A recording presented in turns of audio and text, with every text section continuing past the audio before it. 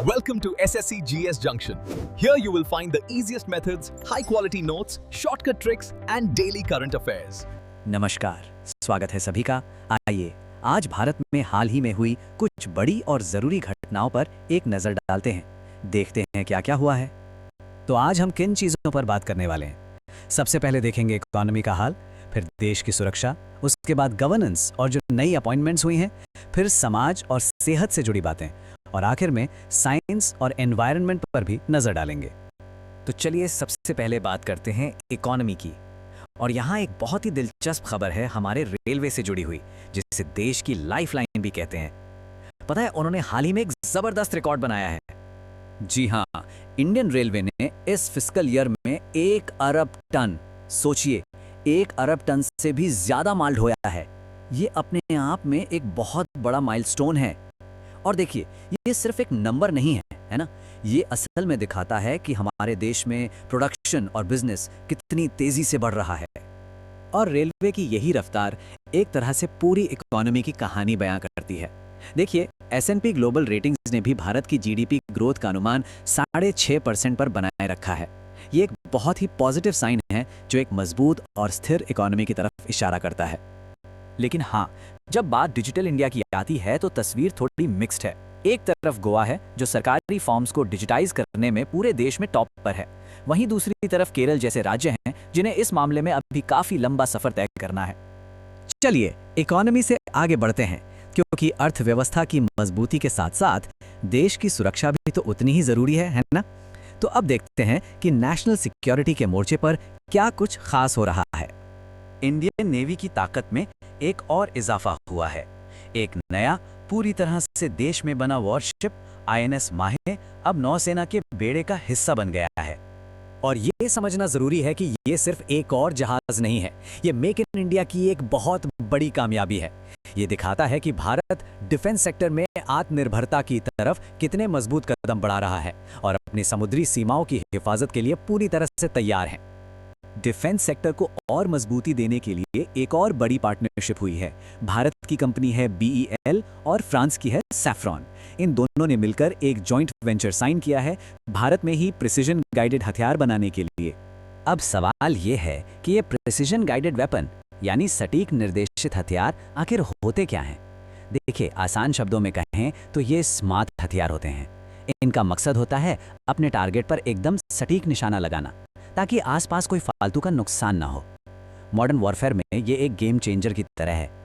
और अब एक बहुत ही भावुक और महत्वपूर्ण पल, हमारी सेना ने पहली बार ऑपरेशन पवन के शहीदों को आधिकारिक तौर पर श्रद्धांजलि दी है। ये उन वीरों के लिए एक ऐसा सम्मान था जिसका इंतजार बहुत लंबे समय से था, जिन्होंने देश के लिए अपनी जान न्योछावर कर दी। अच्छा, देश की सुरक्षा के बाद अब हम बात करेंगे गवर्नेंस और एडमिनिस्ट्रेशन की। इस क्षेत्र में भी कुछ बहुत जरूरी अपॉइंटमेंट्स और बदलाव हुए हैं। सबसे पहले न्यायपालिका के सबसे ऊंचे पद की बात करते हैं। जस्टिस सूर्यकांत ने भारत के 53वें चीफ जस्टिस ऑफ इंडिया के तौर पर शपथ ले ली है। एक और बड़ी अपॉइंटमेंट हुई है। जस्टिस विक्रम नाथ को नालसा का नया एग्जीक्यूटिव चेयरमैन नियुक्त किया गया है। नालसा वही संस्था है जो समाज के कमजोर तबकों को मुफ्त कानूनी मदद देती है, ताकि न्याय की पहुंच हर किसी तक हो। अब बात करते हैं एडमिनिस्ट्रेटिव लेवल की। देश की राजधानी दिल्ली में एक बड़ा बदलाव देखने को मिला है। दिल्ली को अब 11 जिलों की जगह 13 जिलों में बांट दिया गया है। ऐसा माना जा रहा है कि इससे गवर्नेंस बेहतर होगी और सरकारी स्कीम्स लोगों तक ज्यादा आसानी से पहुंच पाएंगी।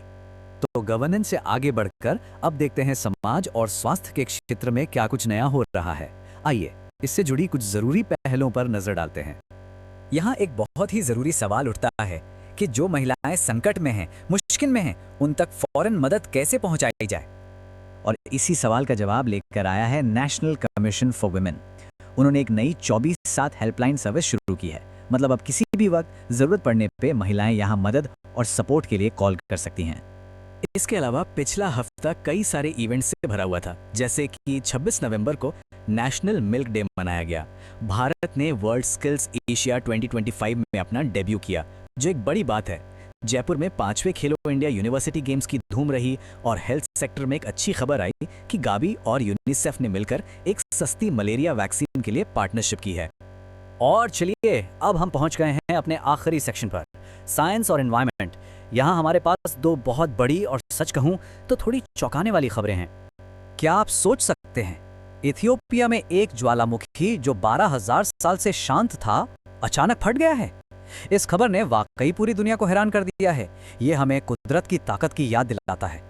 और जब बात हमारे प्लेनेट की हो ही रही है तो एक और बड़ी चुनौती है मीथेन एमिशन। यूएनईपी की जो लेटेस्ट रिपोर्ट आई है वो बताती है कि दुनिया भर में मीथेन का लेवल लगातार बढ़ रहा है और इसमें एग्रीकल्चर और एनर्जी सेक्टर की वजह से भारत का भी एक बड़ा रोल है। तो आखिर में एक सवाल उठता है, एक तरफ हजारों साल पुराना ज्वालामुखी फट रहा है और दूसरी तरफ आज का बढ़ता हुआ मीथेन एमिशन। ये दोनों घटनाएं हमारे ग्रह के भविष्य और इसके प्रति हमारी जिम्मेदारी के बारे में आखिर क्या इशारा कर रही हैं? एक ऐसा सवाल है जो हम सबको सोचना चाहिए।